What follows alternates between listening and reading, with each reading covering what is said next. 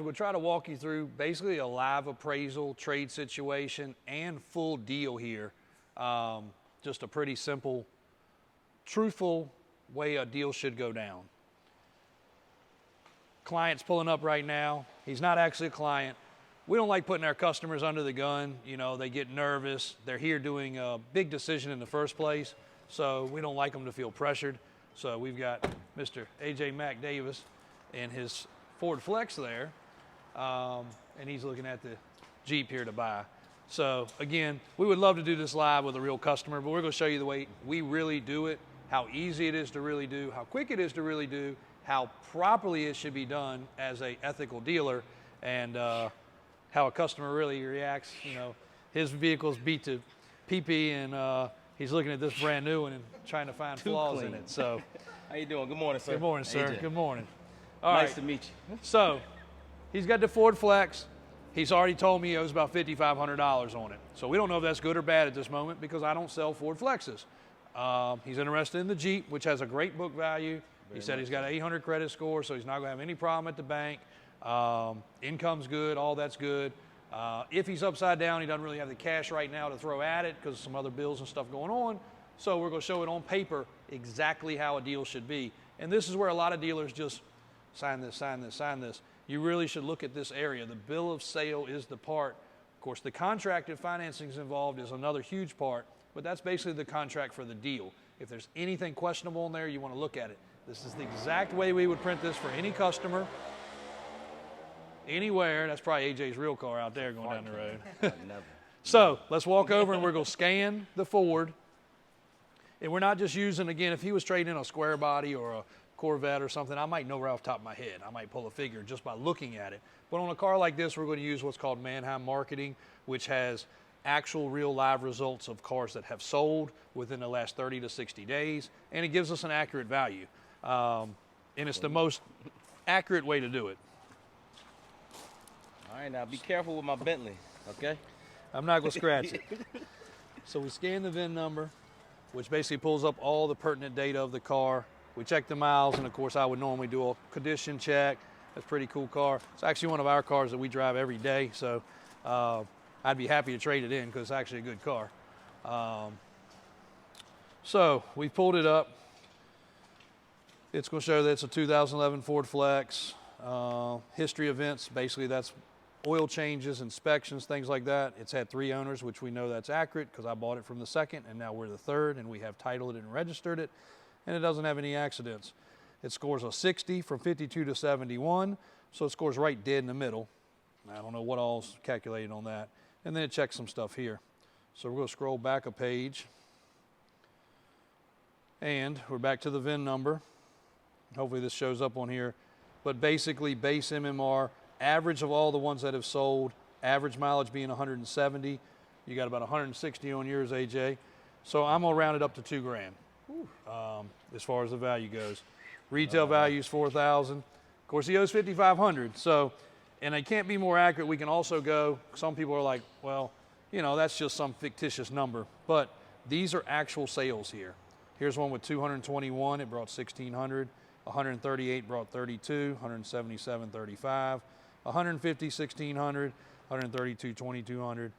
So these are real actual sales across the country. So we're going to go $2,000. Just a nice even number. He owes $5,500. So here's the simple math on how that works. Also, did you catch the vehicle he's looking at? It's $45,995. Also on all our vehicles, the price is clearly displayed on the window, so he doesn't have to guess. We're not asking him all these questions. If you go into a dealer and before they give you a price, they're asking you, are you financing? Are you paying cash? They're basically just quizzing you on how much they can probably charge for the vehicle. If a bank's involved, the bank's going to say, hey, it's worth X. It's all worth Y. If you're paying cash, they know you're not even going to shop it. You're just going to pay and be done. So having the window sticker on the window is super important. You'll notice that all of our vehicles have that on there if Christian has done his job properly. We always plug Christian. So that vehicle's $45,995. He owes $5,500 on his trade. We're giving him $2,000. So essentially he's got several choices here. Negative. This is what you hear people say, negative equity, upside down, Funny thing about that, I heard my dad say that when I was a kid with a customer. At the time, he actually had a sales guy, and the sales guy came in, he said, look, customer's upside down. I'm sitting at my dad's desk listening to them talk. I'm literally thinking the customer is upside down sitting in his car out there. Like, I didn't understand what he meant.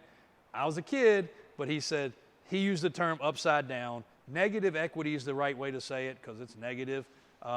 Or you hear people say you're upside down in your car, meaning AJ owes more than his car is worth, unfortunately. So his choices are, he can keep riding it out, keep paying it down. One day it'll pay off. He'll owe zero. It's still worth something. The other option is he wants to get rid of it now. He's tired of driving that car. He's ready for a Jeep. He just got a promotion. He's all excited. He wants to look good for his girl on a date. So he wants to roll up in a new ride.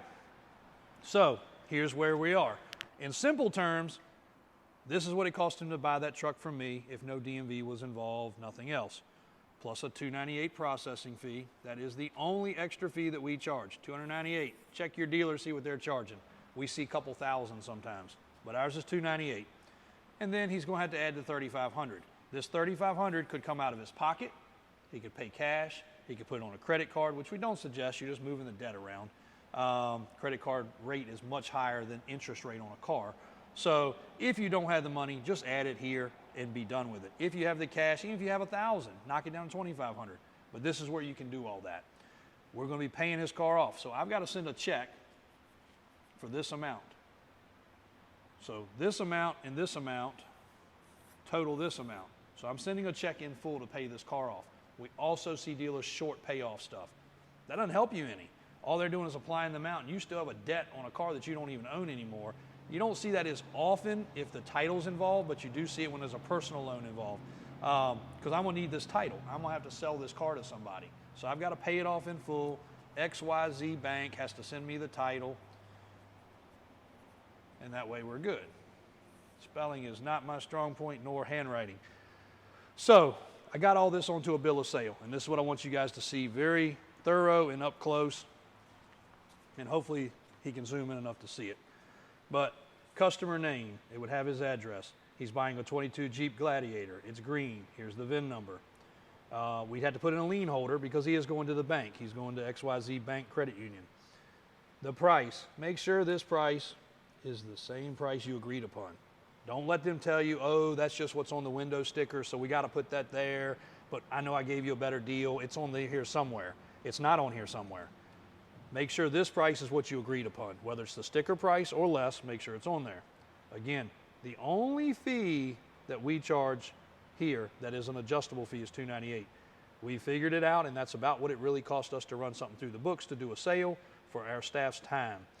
That can be $22.98. It can be $42.98. There's no limit to how high that can be. Most dealers gouge pretty hard here. I'm not saying they don't have more overhead. $500 or $600, probably still reasonable. If it's over $1,000, it's just another place for them to make money. So here's where the trade-in comes in. Exactly as we talked about. Again, make sure these numbers match. He heard me say I'm giving him $2,000. I'm giving him $2,000. He owes $5,500. He owes $5,500. Here's his negative $3,500. All these, you can take a calculator, go through the math. Now the outside charges are, he chose for us to do his DMV. Just like walking in DMV, you got to pay your sales tax, 4.15 in Virginia. That's this number right here. Then there is a license and tag and title fee right here. Then there is a business license tax for beautiful Chesterfield County, which goes to them. And then there is an online filing fee because we do our stuff online. So again, these are DMV related fees here, bringing him to this grand total.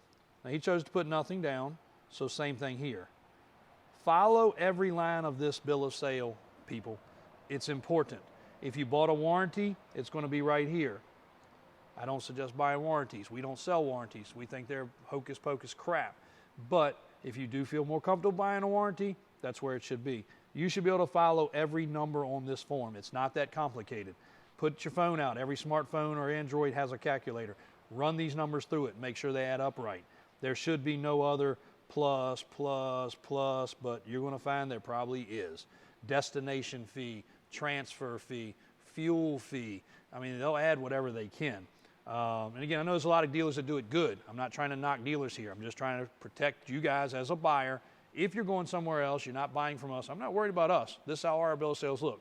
We got thousands and thousands and thousands of them. They look the same way. This is the way it should look. This is what you should see. You're going to sign more documents. You're going to have a privacy policy. You're going to have any type of warranty documents. You're going to have a contract in a lot of cases because you did your financing with the dealership or with us, you know, whatever. You're going to have some other things to sign. But the biggest thing is here, these numbers need to match. These numbers need to be right. And this is how negative equity works. Even Christian, behind the camera, really struggled with this on a backwards deal when we first had him come here because it does confuse people. You know, can I get rid of my car if I own it? And what if I already know that I owe more than it's worth, which are most people's situation, especially nowadays. Yesterday we did a video about a guy. He's $30,000 upside down. That's not a record. Unfortunately, we've seen worse, but he's $30,000 upside down. We suggested he do nothing, ride that truck till it dies or drive it off a cliff because, you know, rolling $30,000 doesn't make sense. A lot of people come and want to do this backwards. They have a $45,000 car and they want to buy a $5,000 car because they're over indebted, you know, unfortunately. It can be done also, but these numbers have to make sense. Just because you're going down in cost of vehicle doesn't mean you're going down here. If you have a big amount of negative equity, this vehicle, that guy yesterday, he'd owe $35,000 on a $2,000 vehicle. The bank will never do it. It'll never work, so that's just a waste of time. But people do try to do this just to get themselves some breathing room to get out of debt. I understand. But here it is, black and white. That's the way it should look. That's the way a deal should go down. So if this was really a true customer that walked in, this is how fast it could happen. The only step that we left out was this information getting punched in the computer, which over in the office, pretty much everybody can do. So this form can be printed out in less than 5 minutes. We let you look at it, make sure you're happy with it. You sign off on it, then we print your paperwork. And then another 5 minutes later, you sign your paperwork and you're out the door. So that's how a deal should go. No reason for a deal to take all day. No reason for you to stay in a dealership for hours upon hours upon hours, unless you just love looking at our pretty faces and our beautiful walls cluttered with cobwebs. You should be able to be in and out in a quick period of time and own your new vehicle. So what do you say, Mr. Davis? I think I'm going to take it. All right, good deal. Just need a signature right there. Right here.